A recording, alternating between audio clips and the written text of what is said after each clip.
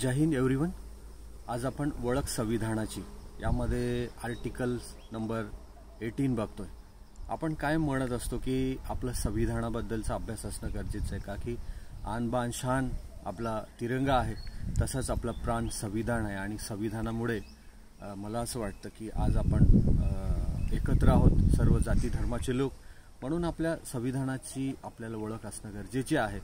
आपलं संविधान हे जगातलं सर्वोत्कृष्ट संविधान आहे हे तर तुम्हाला माहितीच आहे, पण आर्टिकल्समध्ये आपल्याला आर्टिकल सुद्धा माहिती असणं गरजेचं आहे। विशेषतः जे स्पर्धा परीक्षा देतात त्यांना सुद्धा हे आवश्यक आहे।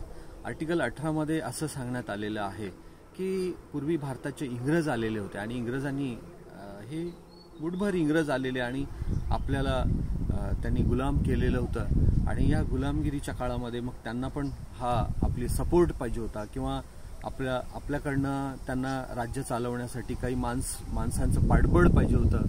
म्हणून त्यावेळेचे तत्कालीन राजे महाराजे, तत्कालीन जे अत्यंत श्रीमंत लोक त्यांनी आपल्या हाताशी घेतले।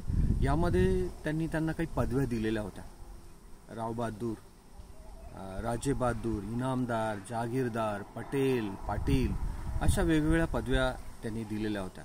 ह्या पदव्या भारत सरकारने म्हटल्यापेक्षा संविधानाने याला काडीची किंमत ठेवली नाही आणि 26 नोव्हेंबर 1949 या दिवशी पासनं ह्या सर्व पदव्या नष्ट झालेल्या आपल्याला दिसतात।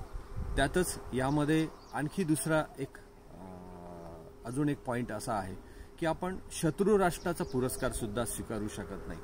शत्रू राष्ट्र कुठलंही असेल किंवा राष्ट्रपतीच्या परवानगीनेच आपल्याला एखाद्या राष्ट्राचा पुरस्कार भारतीय नागरिकाला घेता येतो। आजच्या पुरतं एवढंच। थँक्यू।